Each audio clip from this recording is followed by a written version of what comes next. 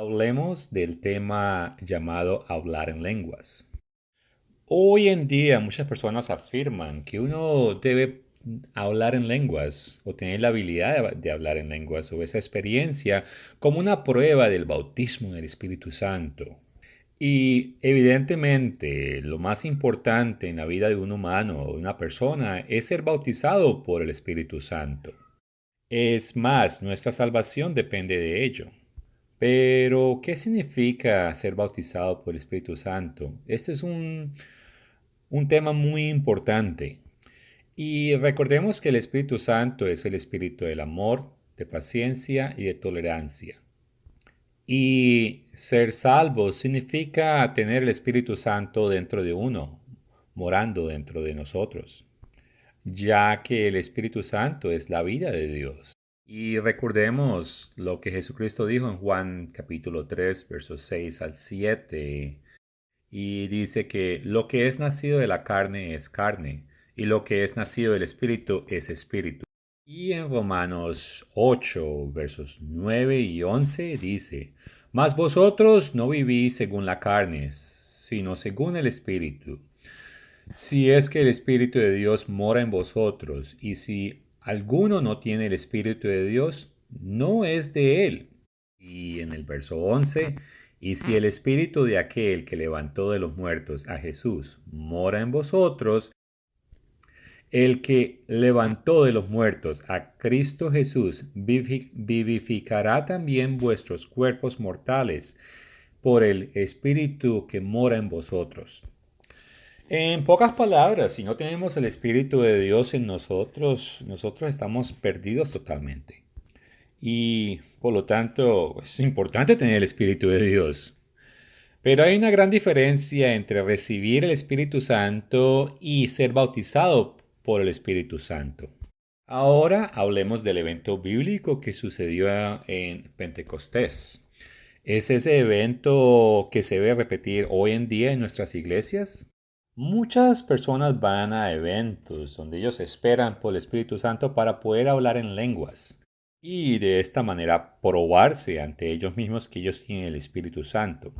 Y es que muchos miran a Actos capítulo 2 versos 1 al 13 y asumen que esto debe repetirse constantemente en sus iglesias. Primero examinaremos las manifestaciones originales de ese día, que de Hechos capítulo 2 versos 1 al 13. Y así podemos determinar si ese evento se repite hoy en día. Comenzando con el verso número 1, dice que en ese día ellos estaban todos unánimes, significando que ellos tenían la misma creencia, el mismo propósito y los mismos valores. Para lograr eso, se requiere muchas veces mucho tiempo, dedicación, estudio, paciencia, sacrificio y otras cosas.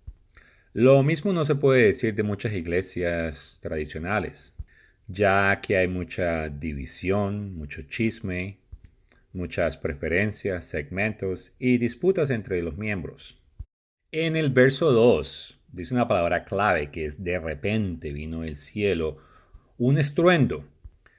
Este sonido no es un sonido hecho por la gente que estaba aclamando, donde las personas comienzan a trabajar, por decirlo así, gradualmente, a veces retorciéndose, ni sacudiéndose, ni parloteando o murmurando. No, no es así. Eso fue de repente, o sea, nadie lo esperaba, y fue un estruendo que era como que un viento recio soplaba. Y bueno, eso es lo que el verso dice. Y ese sonido llenó toda la casa.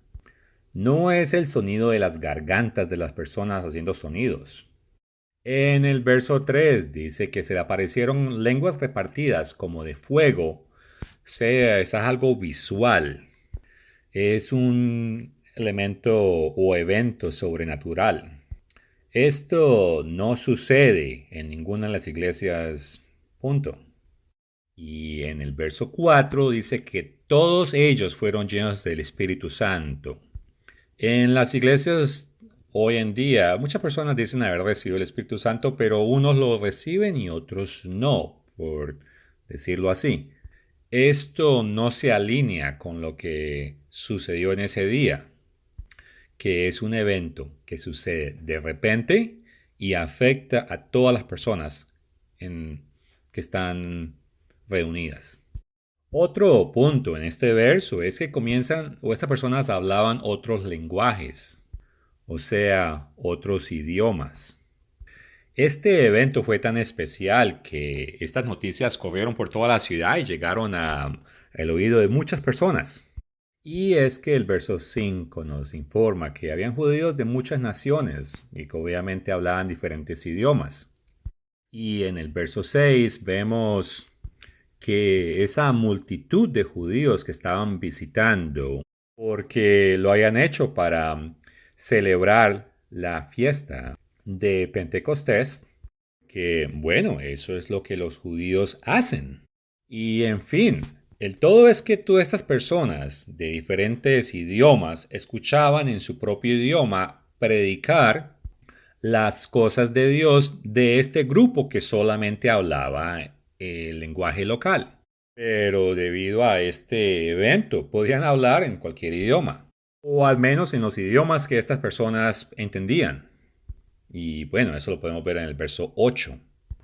Y dice, ¿cómo pues les oímos nosotros hablar cada uno en nuestra lengua en el que hemos nacido?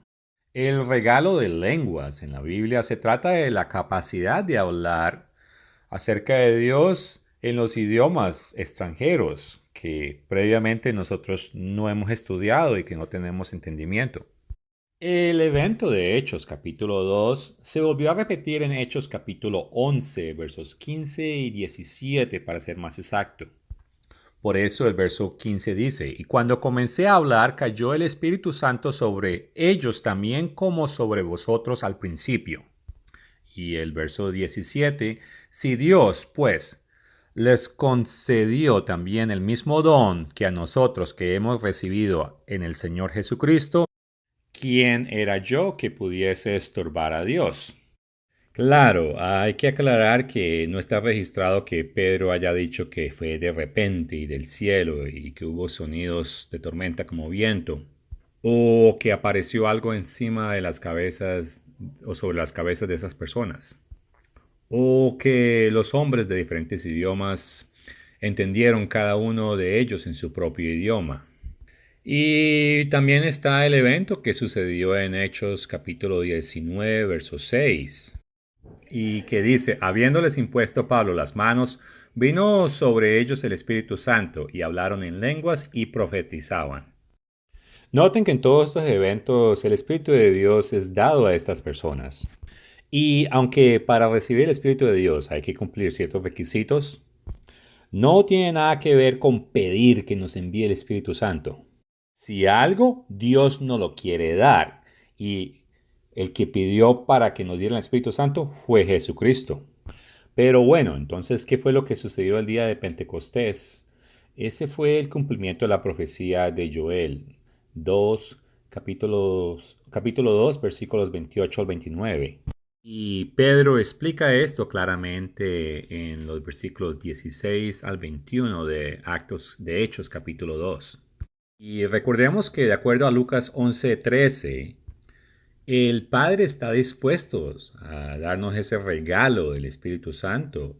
Y lo único que tenemos que hacer es responder al llamado del Señor, así como nos lo dice en Revelación capítulo 3, verso 20.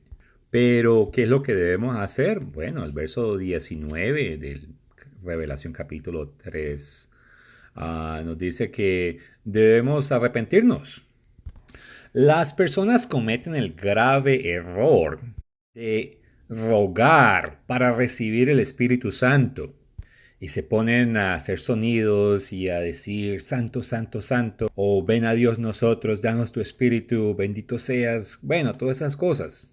Entra en nuestros corazones, llénanos de tu Espíritu Santo.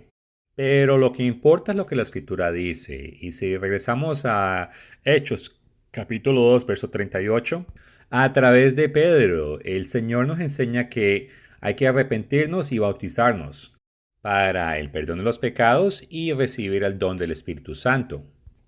El bautismo en agua es una demostración de arrepentimiento y creencia, Arrepentirse y creer son las dos condiciones y únicas condiciones para recibir la gran bendición del bautismo del Espíritu Santo. Y por eso la Escritura nos dice que los que arrepintieron y se bautizaron recibieron el don del Espíritu Santo. Y es que para recibir el don del Espíritu Santo uno tiene que llegar a ese momento de humillación propia, una rendición total e incondicional o una disposición total a renunciar a todo por Cristo, donde uno conscientemente escoge el camino de Dios y sale totalmente de los caminos y costumbres y creencias del mundo. Y es que hay que recordar que de acuerdo a Hechos capítulo 5 verso 32, Dios solo le da el Espíritu Santo a aquellos que le obedecen a Él. Sí se necesita oración, pero es el tipo de oración correcta. No una súplica persistente, sino una oración fervente de un corazón quebrantado, contrito y arrepentido, y que confiesa su propia depravación absoluta, su propia impotencia, su propio engaño y maldad, y como David suplica a Dios, crea en mí, oh Dios, un corazón limpio y renueva el espíritu dentro de mí. Y eso está en Salmo 51, verso 10. Pero desafortunadamente, y como lo dice Mateo 24, 5, falsos maestros enseñarán en el nombre de Jesucristo. Y están engañando a muchos, lo han hecho a través de la historia y eso continúa. Y Efesios capítulo 2, verso 2 nos recuerda que el demonio es una potestad y es un espíritu. Y 2 Corintios capítulo 11, versos 14 al 15 nos dice que el mismo Satanás, bueno, él se disfraza como un ángel de luz y él es engañador y ha logrado efectivamente convencer a miles, si no millones de personas de seguir prácticas religiosas que parecen muy correctas o que parecen muy santas, pero cuyo fin es lograr engañar al pueblo y causar que ellos erren o no entren en la verdad. Por eso el verso 15 dice, así que no es extraño si también sus ministros se disfrazan como ministros de justicia, cuyo fin será conforme a sus obras. Y la cruda realidad es que muchos ministros, o si no la gran mayoría de ministros, terminan enseñando doctrinas falsas, las cuales ellos creen con su corazón y dedican toda su vida. Y son personas sinceras, sinceramente engañadas, pero hay sinceridad. Y de allí es donde viene el proverbio que dice, el ciego guiando el ciego. Y por eso es que Primera de Juan capítulo 1 verso 4 dice, amados, no creáis a todo espíritu, sino probad los espíritus que sí son de Dios. Y esa no es una advertencia nueva, también fue dada en el Antiguo Testamento. Si vamos a Isaías capítulo 8 versos 19 al 20, esto es lo que dice. Y si os dijere, preguntar a los encantadores y a los adivinos que susurran hablando, responded, no consultará el pueblo a su Dios, consultará a los muertos por los vivos, a la ley y al testimonio. Si no dijeren conforme a esto, es porque no les ha amanecido. Y esta expresión de porque no les ha amanecido es una referencia a que no tienen verdad. Falsos maestros enseñan correctamente que una persona debe buscar el Espíritu Santo, pero fallan en enseñar la manera correcta de cómo obtener el Espíritu de Dios. Y de esta manera, directa o indirectamente, están trabajando para Satanás. Y Satanás efectivamente está engañando absolutamente a miles a través de impresiones, de sueños, de visiones. Y hasta la gente dice, el Señor me dijo, o el Espíritu de Dios me guió a decir esto o hacer esto. Pero recuerden que Satanás es un espíritu que puede guiar al igual que Dios lo hace. Y es que nosotros no luchamos contra sangre y carne, sino contra espíritus malvados en lugares muy altos. Por eso es que debemos vestirnos de toda la armadura de Dios, como lo dice en Efesios capítulo 6, versos 10 al 18. Y esa armadura incluye el escudo de la fe y la espada de la palabra de Dios. Y hay que recordar que todo espíritu no es el Espíritu Santo. Ahora, hay personas que dicen que hay que esperar por el Espíritu Santo, así como los apóstoles esperaron por el Espíritu Santo. Y citan Lucas 24:49, que dice, He aquí, yo enviaré la promesa de mi Padre sobre vosotros, pero quedaos vosotros en la ciudad de Jerusalén hasta que seáis investidos por el poder desde lo alto. Y eso era porque, bueno, Jesucristo todavía no había sido glorificado. Si miramos a Juan capítulo 7, verso 38 al 39, bueno, el verso 39 más específico. Esto dijo el Espíritu Santo que había de recibir los que creyeran en él, pues aún no había venido el Espíritu Santo, porque Jesús no había sido aún glorificado. Por eso Jesucristo dice en Juan 16:7, pero yo os digo la verdad, os conviene que yo me vaya, porque si yo no me fuera, el Consolador no vendría a vosotros, mas si me fuere, os le enviaré. También en Lucas 24:49 Jesucristo dice esto. He aquí yo enviaré la promesa de mi Padre sobre vosotros, pero quedaos vosotros en la ciudad de Jerusalén hasta que seáis investidos de poder desde lo alto. Y efectivamente los apóstoles esperaron en Jerusalén y en el día de Pentecostés ellos recibieron ese espíritu. Ahora, hay personas que afirman que Hechos capítulo 1 versos 13 y 14, y leeré el verso 14, todos estos esperaban unánimes en oración, ruego con las mujeres y con María, la Madre de Jesús, y sus hermanos. Y la afirmación o conclusión que muchos dicen es que estas personas estaban rogando y suplicando a Dios hasta que finalmente se les dio el Espíritu Santo. Y que por lo tanto nosotros hoy en día debemos hacer la misma cosa. Y el decir es que los discípulos oraron para que se lograra el Pentecostés. Las personas que conocen el libro de Levíticos capítulo 23, es un capítulo muy importante, porque allí se listan las fiestas del Señor a través del año, y que son 7 fiestas. Estas fiestas ocurren en 3 épocas en el año. No voy a dar mucho detalle, pero la primera fiesta es la Pascua. Después de eso sigue, o inmediatamente sigue la fiesta de los panes sin levadura. Y la tercera fiesta es conocida como la fiesta de las primicias o la fiesta de Pentecostés. Y justamente el evento de cuando Dios dio el Espíritu Santo en el día de Pentecostés fue el cumplimiento profético de esta fiesta, cuando Dios comenzó a dar el Espíritu Santo a su iglesia, a sus primicias, porque el objetivo es que Él se los dé a todo el mundo, pero todo a su debido tiempo, y primero la iglesia lo recibe, por lo tanto son las primicias. Este evento fue planeado por Dios, como lo podemos ver en Actos capítulo 1, verso 5.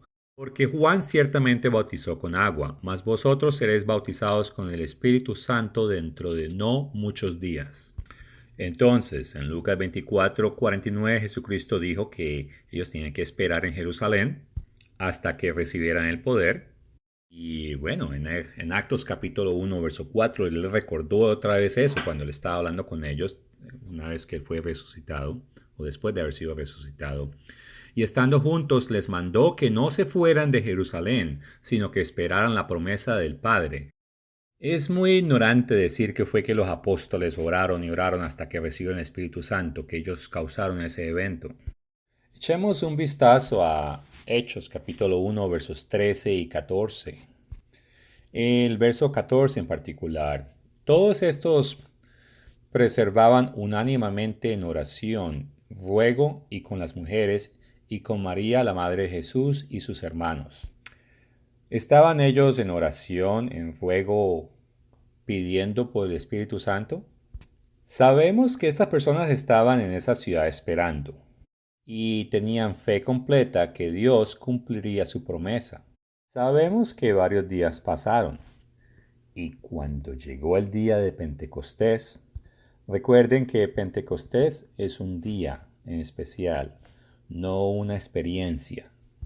En ese día, de repente, o sea, algo que ellos no esperaban en el momento, vino ese estruendo como un viento recio que soplaba y ellos fueron llenos del Espíritu Santo.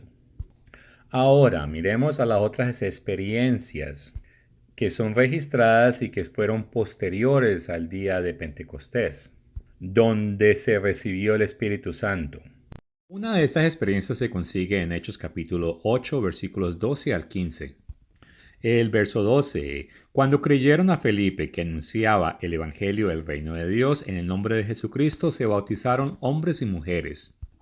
Y cuando Pedro y Juan llegaron a Samaria desde Jerusalén y oraron por esta gente, ellos recibieron el Espíritu Santo. Y el verso 16 nos recuerda que ninguno de ellos había recibido el Espíritu Santo, pero el evento del verso 17, entonces le imponían las manos y recibían el Espíritu Santo. En estos versos no hay ninguna evidencia de que ellos estaban en reunión y estaban esperando. No se menciona que hablaron en lenguas, pero la fórmula fue sencillamente: el pueblo creyó, se bautizó, los apóstoles oraron por ellos, les impusieron las manos y recibieron el Espíritu Santo.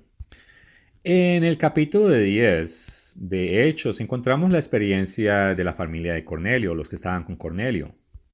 Y el verso 44 dice: mientras aún hablaba Pedro estas palabras, el Espíritu Santo cayó sobre todos los que oían el discurso. Y es que efectivamente el Espíritu Santo había sido entregado el año 31 después de Cristo en el día de Pentecostés. Y la familia de Cornelio o los que estaban con él no tenían que rogar, ni suplicar, ni agonizar para recibir este Espíritu Santo. Ellos solamente se habían rendido total e incondicionalmente. Cuando el apóstol Pedro comenzó a predicarles, ellos no discutieron ni trataron de refutar las palabras de Dios. Ellos solamente lo aceptaron. Y como tenían sus corazones listos y sometidos, ellos fácilmente recibieron ese espíritu. Y tú puedes tener la misma experiencia con tal estés igualmente arrepentido, estés rendido al Señor. No tendrás que repetir muchas palabras, muchas oraciones, ni tener que esperar y, mejor dicho, tener una noche de clamor para poder recibir el Espíritu Santo. En sumadas cuentas, el verdadero arrepentimiento y la fe son las dos condiciones. Otra experiencia se registró en Hechos capítulo 19, versos 1 al 7. Y Pablo encontró unos discípulos que creían pero que no tenían el Espíritu Santo, versos 1 y 2. Noten que Pablo no les preguntó si han estado orando por mucho tiempo o que si estaban esperando por el Espíritu Santo. Él sabía que algo no estaba correcto y empezó a hacer preguntas, ya que ellos creían. Así que Pablo comenzó con la última condición, que era el bautismo de agua. Y en los versos 3 y 4 nos indica que ellos no estaban bautizados bajo el correcto bautismo, ya que el bautismo de Juan tenía que ver con la primera condición, que era el arrepentimiento. Ellos no sabían que había que ser bautizado en Cristo para poder ser redimido de los pecados. Porque aunque el arrepentimiento es bueno, no quita los pecados. Lo que quita los pecados es la sangre de Cristo a través de su bautismo. Cuando ellos oyeron esto, ellos no discutieron ni estuvieron en rebelión, sino humildemente hicieron lo que se les indicó y se bautizaron en el bautismo de Cristo.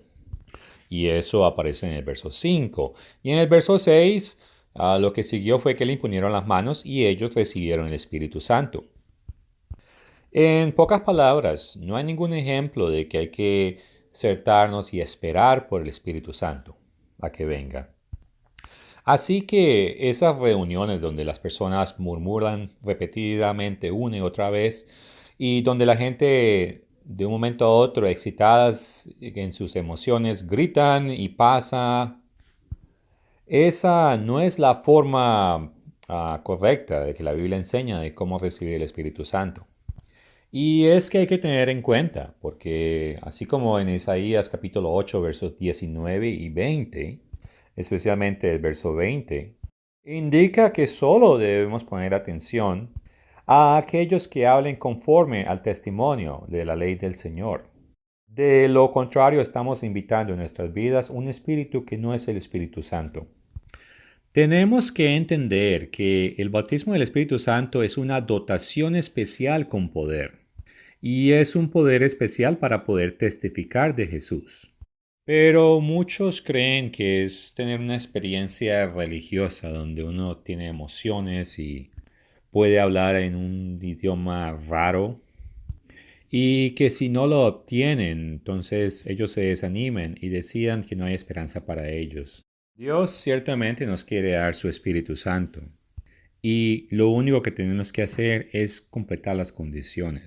Ahora, quiero asegurarme de que todos entiendan que ningún apóstol tuvo el Espíritu Santo antes del día de Pentecostés. Bajo el antiguo pacto, Dios tenía una iglesia que se llamaba la Congregación de Israel. Era material, carnal y física. Y la herencia era por nacimiento. Y bajo el antiguo pacto no había salvación. Ellos no se convertían y no tenían el Espíritu Santo. A excepción de unos cuantos profetas, tal vez David, Elías y Jeremías. Pero estos tenían el Espíritu porque ellos fueron llamados para misiones especiales. Pero todos los otros miembros comunes de la iglesia en aquel entonces no tenían el Espíritu Santo. Y los sacrificios de sus animales tampoco quitaban los pecados, de acuerdo a Hebreos capítulo 10, verso 4. Y en el Nuevo Testamento, en Juan 16, verso 7, Jesucristo le recuerda a los apóstoles que él tenía que marcharse para poder que el Espíritu Santo se le entregaran a todos. O mejor dicho, que fuera enviado. Y Juan capítulo 15, verso 26, Jesucristo es bien claro que dice que él tenía que enviar el Espíritu. ¿Cuál Espíritu? El Espíritu que procede del Padre. Este es el mismo que él mencionó en Juan 14, versos 15 al 16, disculpe, al 17. Y es cuando Jesucristo dice, si me amáis, guardáis mis mandamientos. Y verso 16, y yo rogaré al Padre y os dará otro consolador para que esté con vosotros para siempre. ¿Y cuál es ese consolador? El verso 17, el Espíritu de verdad. Y en este momento quiero otra vez regresar a Isaías 8, 19 y 20.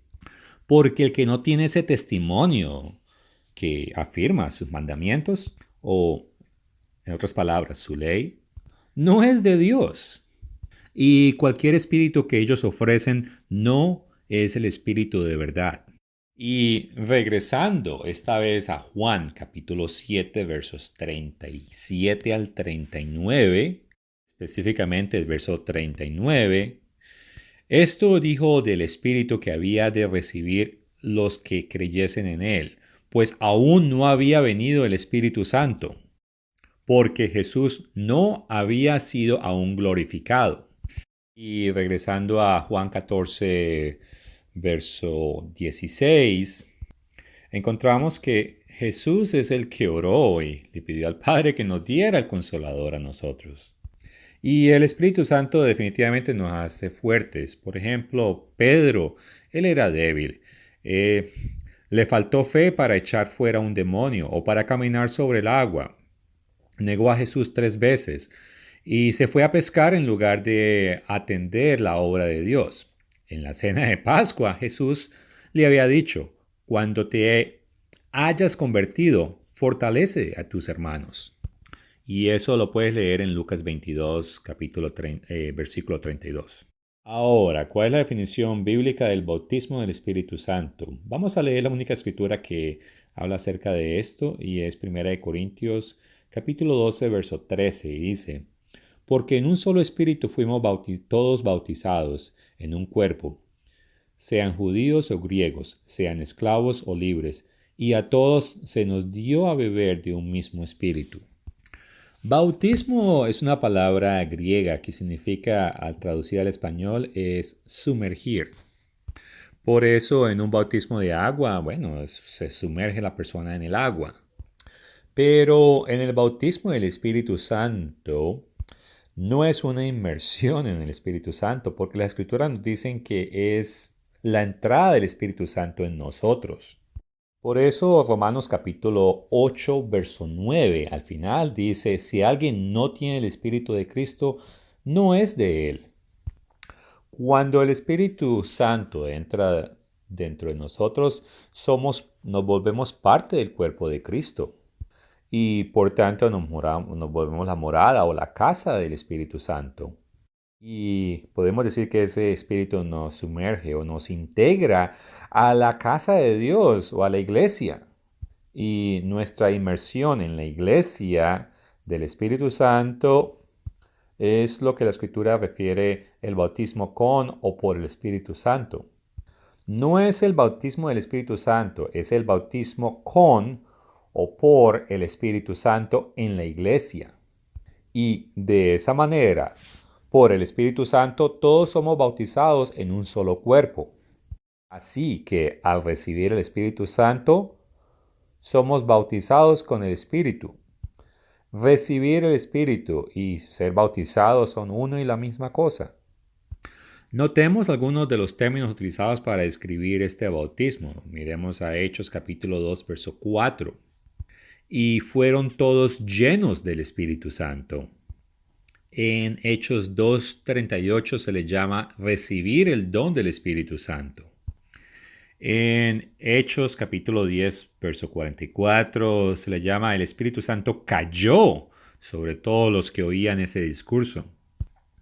En Hechos capítulo 11, versos 16 al 17 menciona que serán bautizados con el Espíritu Santo en el verso 16. Y en el verso 17 lo están comparando con el evento de la casa de Cornelios, que es que recibieron el don del Espíritu Santo. Y dice, y si Dios pues les concedió también el mismo don que a nosotros que hemos recibido en el Señor Cristo, en el Señor Jesucristo. Así que el recibir el Espíritu Santo es el bautismo con el Espíritu Santo. Entonces, ¿qué debemos concluir? Que los que nacen en la carne, de acuerdo a Juan 3:6, y que es un hombre carnal, pecador y mortal, pero se arrepiente y es bautizado como símbolo en su fe en Cristo, no recibe el Espíritu Santo como resultado de una espera y noche de oración, sino a través de la fe. Y podemos leer Gálatas capítulo 3, verso 14, para que en Cristo Jesús la bendición de Abraham alcance a los gentiles, a fin de que por la fe recibiésemos la promesa del Espíritu. Y también podemos leer a Juan capítulo 7, verso 39. Esto dijo del Espíritu que habrían de recibir los que creyeren en Él. Y estos que reciben el don del Espíritu Santo son bautizados en el Espíritu en la iglesia. O sea, se vuelven miembros de la iglesia. Y por eso dice que somos bautizados por el Espíritu en el cuerpo de Cristo. Y ese bautismo no es final, sino es el comienzo de una experiencia cristiana.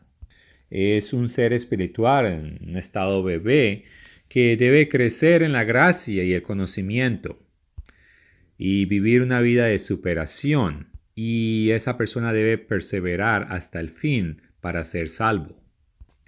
Eso de que todos deben hablar de lenguas para tener una prueba de que uno tiene el Espíritu Santo no era lo que enseñaban los apóstoles. Las experiencias registradas en el Antiguo Testamento no indican eso. Solo en 2 experiencias se habla de que se habló en lenguas. Pero en Mateo 7, verso 20, lo que la Escritura sí dice es que por sus frutos los conoceréis. Y es que la vida que escojamos vivir debe ser una evidencia diaria de que hemos recibido el Espíritu Santo. ¿Y cómo es eso? Bueno, de acuerdo a Juan 13, verso 35, en esto conocerán todos que sois mis discípulos, si tuvieses amor los unos con los otros. Con eso en mente, leamos 1 Corintios capítulo 13, verso 1, que dice: si yo hablase lenguas humanas y angélicas y no tengo amor, vengo a ser como metal que resuena o cimbalo que retiñe. Las lenguas, los espíritus malignos pueden inclusive falsificarlas. Sí, un espíritu maligno puede entrar dentro de una persona y puede hacerla hablar en lenguas. Y tenemos que tener cuidados, pero los frutos del Espíritu Santo son amor, alegría, paz, paciencia, benignidad, mansedumbre, bondad. Y bueno, es que la templanza y la fe son cosas que no se pueden falsificar. Pero eso mismo no se puede decir de las lenguas. Pero al mismo tiempo eso no significa que se deba prohibir hablar en lenguas. Si miramos a 1 Corintios capítulo 14, verso 5, así que quisiera que todos vosotros hablaseis en lenguas, pero más que profetizaseis, porque mayor es el que profetiza que el que habla en lenguas, a no ser que las interprete para que la iglesia reciba edificación. Y en el verso 20, el mismo 14, Pablo dice: hermanos, no seáis niños en el modo de pensar, sino sed niños en la malicia. Y lo más probable que Pablo dijo esto fue porque los corintianos estaban fanáticos en hablar en lenguas. ¿Qué es lo que debemos buscar? Bueno, segunda de Timoteo capítulo 1, verso 7 dice: porque no nos ha dado Dios espíritu de cobardía, sino de poder, de amor y de dominio propio. En pocas palabras, no debemos buscar lenguas, sino el poder de amor y de dominio propio. Hay que tener con la advertencia que fue dada en 1 Corintios capítulo 14, verso 4. El que habla en lengua extraña a sí mismo se edifica. O sea, es buscar el yo, las bendiciones propias, las emociones propias. Y esto es contrario al cumplimiento de la ley de Dios, que es el amor lejos de uno mismo, un amor hacia Dios y hacia el prójimo. Y esos movimientos de hablar en lenguas, si algo buscan nada más es una aprobación personal, una bendición personal, el cumplir unos sentimientos sensuales o emociones que solo ellos mismos disfrutan. Bueno, en sumadas cuentas, los movimientos de hablar en lenguas no parecen entender el propósito de recibir el Espíritu Santo. Ellos consideran que los dones espirituales son como ornamentos para decorar y embellecer a la persona. Pero los dones del Espíritu son las herramientas puestas en nuestras manos para hacer la obra de Dios. Miren lo que hizo Jesús, o dijo Jesús, una vez que él recibió la plenitud del Espíritu. Leámoslos en Lucas capítulo 4, verso 18. El Espíritu del Señor está sobre mí, por cuanto me ha ungido para dar buenas nuevas a los pobres. Me ha enviado a sanar a los quebrantados de corazón, a pregonar libertad a los cautivos y vista a los ciegos, a poner en libertad a los oprimidos. El objeto y propósito del Espíritu Santo no es de dar sentimientos y emociones que son de los sentidos de la carne y por lo tanto sensuales, no para complacer el yo, sino al contrario, para capacitar a la persona para poder crucificar al yo y para dotar con poder para vencer al pecado. ¿Y qué es pecado? Bueno, la transgresión de los mandamientos del Señor. Y podemos leer eso en 1 de Juan capítulo 3, verso 4. Y bueno, hay personas que hasta se desmayan cuando reciben el Espíritu de Dios, supuestamente. Pero noten que Jesucristo nunca dijo: caeréis impotente bajo el poder del Espíritu Santo. Al contrario, el Espíritu Santo es un poder que no absorbe nuestro poder, sino que nos da poder. El Espíritu Santo es el poder y el amor y la mente sana. Y de acuerdo a 2 Timoteo capítulo 1, es el poder de amor y de dominio propio. Es también un espíritu de entendimiento, por eso dice en Juan 16:13, cuando venga el espíritu de verdad, él os guiará a toda verdad. Y al final dice, y os hará saber las cosas que habrán de venir. Y alternamente, 1 Corintios capítulo 2, verso 10, es un espíritu que todo lo escudriña, aún lo profundo de Dios. Y este espíritu, este tipo de poder viene con entrega, con fe, junto con oración fervente, cuando nos sometemos a Dios y a su palabra. Y buscamos más de su amor, de su fe, una mejor comprensión y un poder para ponerlo al servicio de Dios.